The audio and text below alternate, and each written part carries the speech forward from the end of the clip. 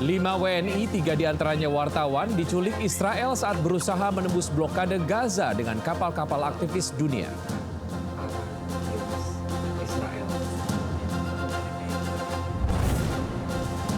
Rupiah terus melemah, warga ramai-ramai tukar dolar ke money changer.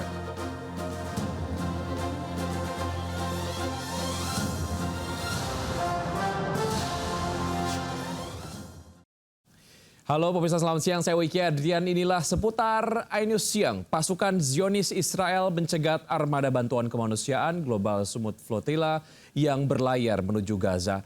Angkatan Laut Israel menahan ratusan aktivis kemanusiaan dari berbagai negara. 5 diantaranya merupakan relawan dan jurnalis asal Indonesia.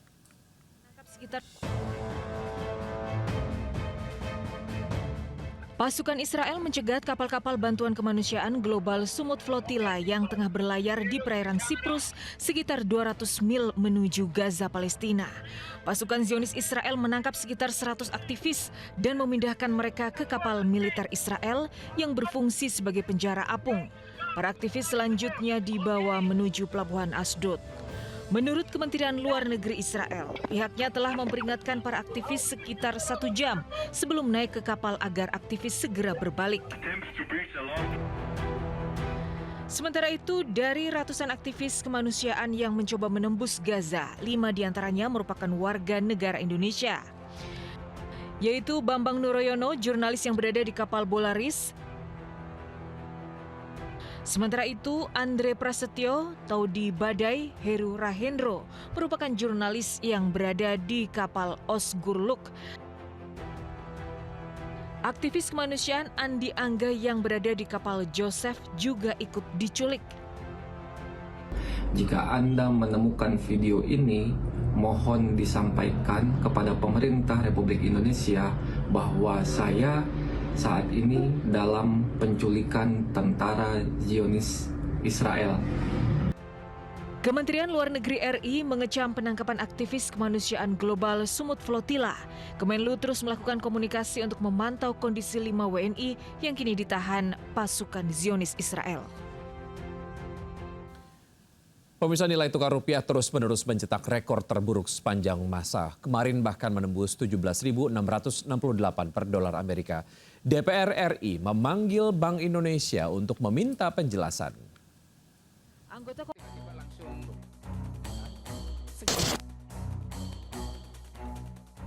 Rapat Komisi 11 DPR RI dengan Bank Indonesia Senin siang kemarin diwarnai ketegangan. Anggota Komisi 11 Primus Yustisio mendesak Gubernur Bank Indonesia Peri Warjio mundur karena dinilai gagal menjaga nilai tukar rupiah. Bank Indonesia saat ini sudah menghilangkan trust. Dan Anda sebagai pimpinan Bank Indonesia, sebagai tokoh utamanya, harus gentleman, Pak. Harus berani melawan. Ada apa ini? Saya berikan contoh, mungkin saatnya sekarang Bapak mengundurkan diri. DPR RI mempertanyakan kinerja Bank Indonesia setelah rupiah terus-menerus mencetak rekor terburuk sepanjang masa. Senin kemarin, nilai tukar rupiah menembus 17.700 per dolar Amerika. Meski dicecar Komisi 11, BI mengaku optimistis nilai tukar rupiah kembali stabil memasuki bulan Juli 2026. Melewati musim demand yang tinggi terhadap dolar, yaitu April, Mei, Juni, insya Allah rupiah sangat berpotensi untuk menguat. BI yakin dengan instrumen stabilisasi yang dimiliki Bank Indonesia, nilai tukar rupiah di tahun ini bisa mencapai target 16.200 hingga 16.800 rupiah per dolar Amerika. Tim Liputan iNews melaporkan. Ya, dolar makin perkasa terhadap rupiah, transaksi di gerai penukaran valuta asing atau money changer semakin ramai. Ada Yasmin Atania di money changer di kawasan Jakarta Pusat. Selamat siang Yasmin. Saat ini lebih banyak warga yang jual dolar atau beli dolar, Yasmin?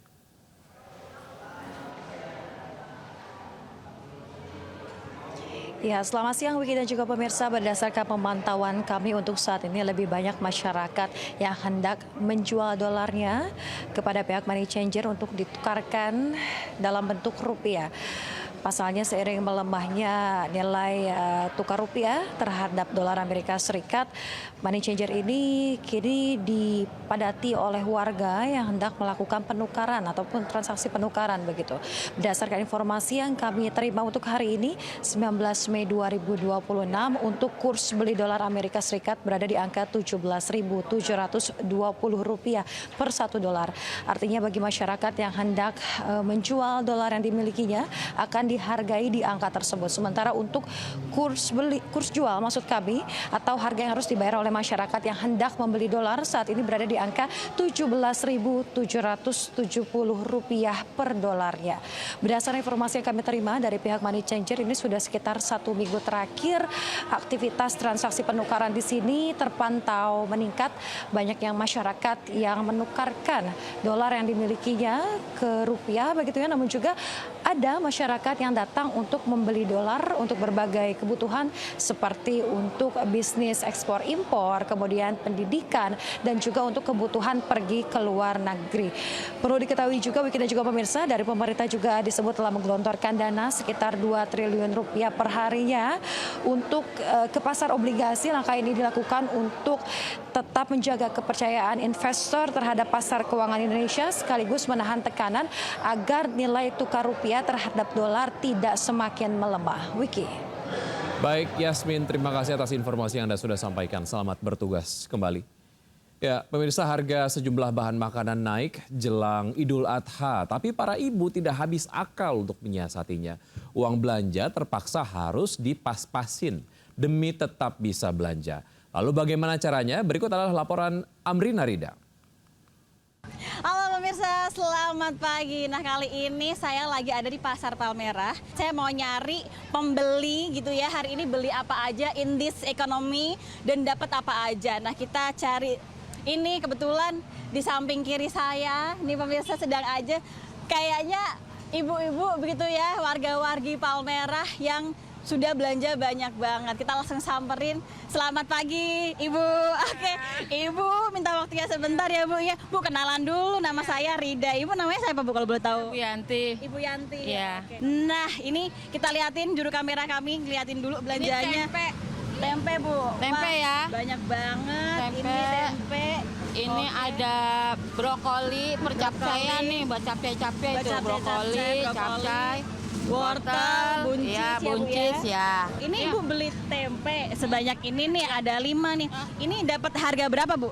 5.000 satu potongnya. Kayaknya biasa aja Lagi sih. normal ya? Normal aja, 5.000-an aja.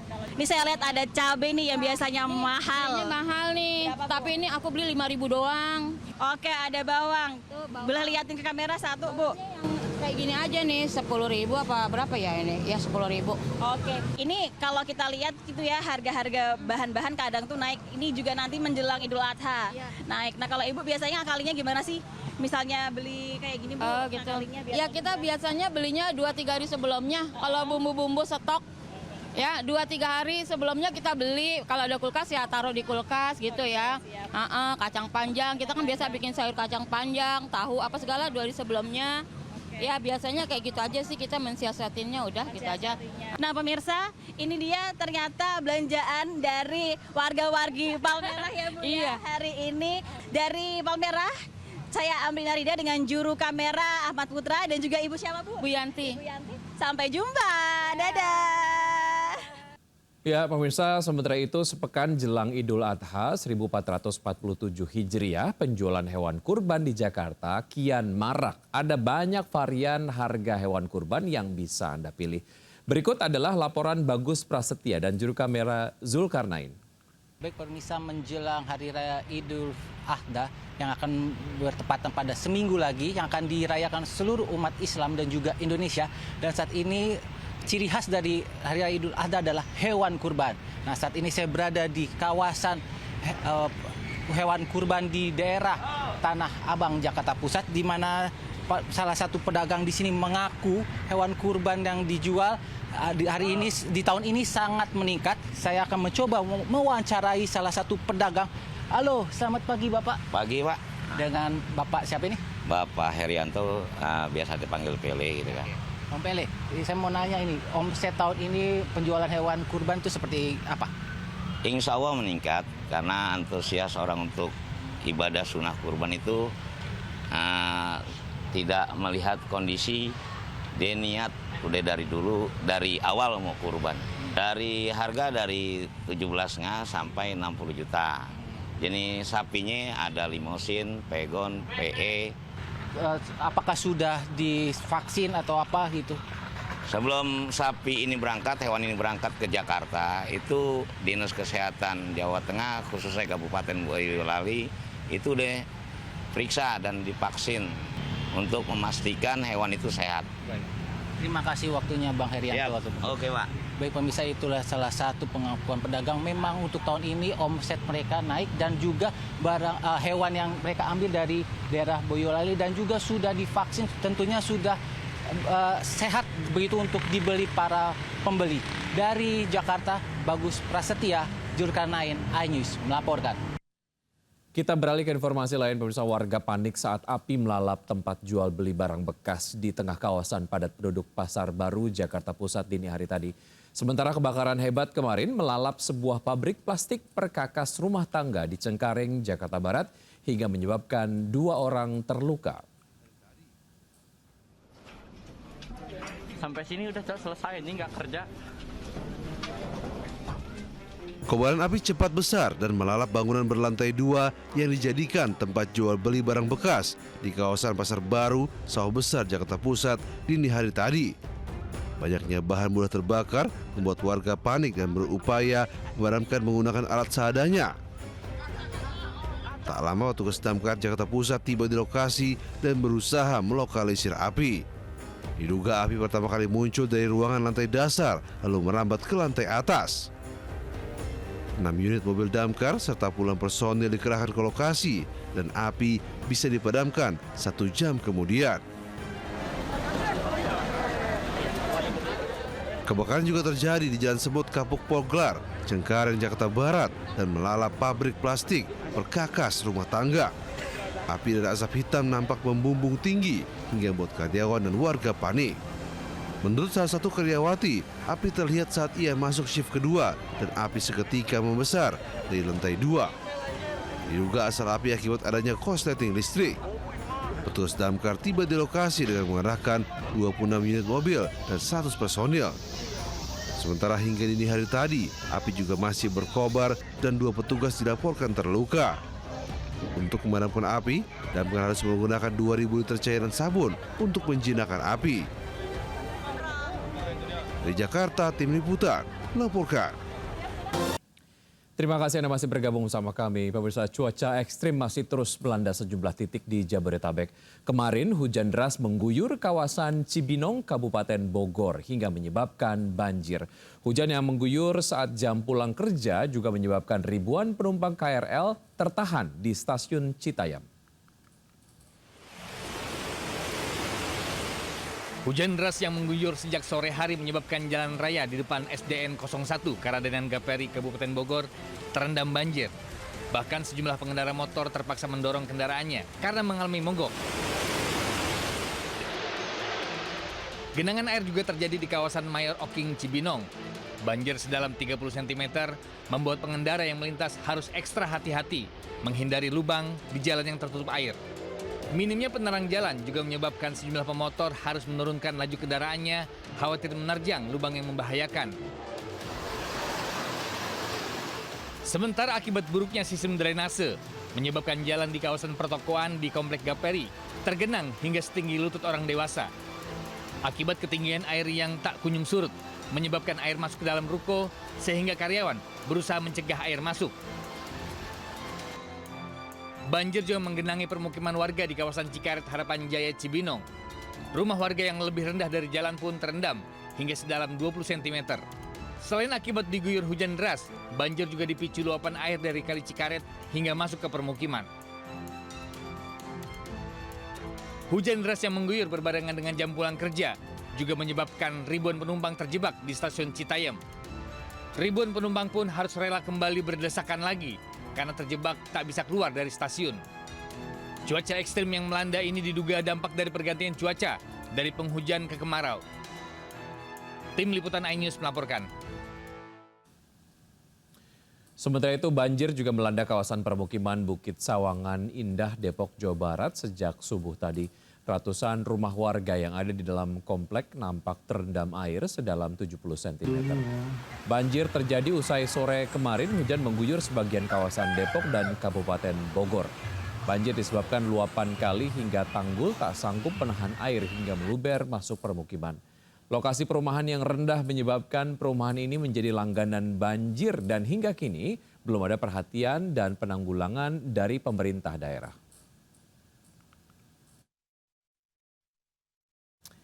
Pemirsa, selalu jaga emosi ya selama berkendara di jalan. Di Bogor, Jawa Barat tersinggung hanya lantaran diklakson, seorang pria nekat melakukan penganiayaan pada pengendara lain. Video perusakan dan penganiayaan pun terekam amatir hingga viral. Mobil. Hei, tolong! Berlagak seperti Bang Jago, seorang pria terekam mobil saat cekcok di jalan alternatif Cibubur, Desa Nagrak, Gunung Putri, Kabupaten Bogor. Tak hanya memaki, pelaku juga mengancam menembak korban hingga melakukan pemukulan. Pelaku juga melakukan perusakan pada mobil korban. Akibat kejadian ini, korban terluka di bibir dan rahang sebelah kanan. Korban juga segera melaporkan ke Polsek Gunung Putri. Peristiwa berawal saat pelaku melintas dari arah Masjid At-Taqwa dan langsung mengambil jalur tengah. Korban R pun terkejut hingga spontan mengklakson panjang mobil pelaku. Pelaku dan korban pun sempat terlibat aksi kejar-kejaran hingga laju kendaraan korban dihentikan dan aksi perusakan pun terjadi. Korban dipukul di bibir dan rahang sebelah kanan. Pelaku sudah kita ketahui, mudah-mudahan bisa segera kita amankan. Saat ini, polisi tengah memburu pelaku dan identitasnya sudah dikantongi petugas kepolisian untuk proses penyelidikan lebih lanjut. Gua bilangin bapak gue ya! Dari Kabupaten Bogor, Jawa Barat, Cahaya Supriyatna melaporkan. Ratusan remaja yang tengah asik nongkrong ataupun kongko di Jalan MH Tamrin, Jakarta Pusat, kocar-kacir dibubarkan polisi malam tadi. Ironisnya banyak remaja putri yang juga ikut nongkrong dibonceng teman prianya. Patroli bermotor membubarkan ratusan remaja yang tengah asik nongkrong di sepanjang Jalan MH Tamrin, Jakarta Pusat tadi malam. Sontak kedatangan polisi ini membuat mereka kocar-kacir meninggalkan lokasi. Mirisnya banyak remaja putri yang ikut nongkrong di lokasi meski sudah tengah malam. Meski sebagian besar remaja memilih pergi, namun ada yang protes hingga harus bersih tegang dengan petugas. Pembubaran ini untuk mencegah aksi kejahatan jalanan yang tengah marak di ibu kota, terutama malam hari, seperti penjamretan, tawuran, hingga pembegalan. Ya, sementara itu maraknya aksi kejahatan jalanan begal, jambret hingga pencurian motor di ibu kota memaksa Polda Metro Jaya membentuk tim khusus pemburu begal. Tim itu dibentuk sebagai langkah menekan tindak kejahatan jalanan di wilayah ibu kota yang sudah dinobatkan sebagai kota teraman kedua setelah Singapura menurut survei Global Residence Index. Aksi penjamretan menimpa seorang wanita tamu sebuah hotel di kawasan Jalan Senayan Bawah, Rawa Barat, Kebayoran Baru, Jakarta Selatan. Korban yang berjalan sendirian tiba-tiba dihampiri dua pelaku berboncengan motor hingga terjadi aksi penjamretan. Korban sempat berteriak dan berlari mengejar pelaku yang langsung tancap gas. Penjamretan ini menambah catatan aksi kejahatan jalanan yang terjadi di wilayah hukum Polda Metro Jaya selama beberapa pekan terakhir. Polda Metro Jaya bergerak cepat dengan membentuk Satgas Begal untuk menekan angka kejahatan di jalanan ibu kota. Hal ini untuk mengembalikan rasa aman pada warga Jakarta saat beraktivitas di malam hari. Polisi juga membuka layanan call center 110 jika melihat atau menjadi korban aksi kejahatan. Dan tentunya pembentukan Satgas Begal, pemburu begal yang kita bentuk kemarin. Ya, tentunya ini atensi dari Polda Metro Jaya dalam hal mengungkap kasus tersebut, dan perlu kami sampaikan bahwa kemarin kita sudah mengungkap 6 kasus yang terjadi di wilayah hukum DKI Jakarta, dan saya berharap masyarakat tidak segan-segan segera laporkan. Sementara itu, Gubernur Jakarta Pramono Anung menyatakan fokus memastikan kondisi ibu kota aman dengan memaksimalkan 27.000 CCTV yang terhubung dengan polisi. Pramono Anung juga memastikan ibu kota Jakarta tetap sebagai kota teraman kedua setelah Singapura. Sekarang ini di semua sudut sudah ada CCTV-nya, termasuk yang dimiliki oleh Polda Metro Jaya, sekarang ditambah dengan CCTV yang ada di gedung-gedung yang tingkatnya lebih dari 4. Karena memang diwajibkan untuk memasang CCTV di tampak depan maupun tampak belakang.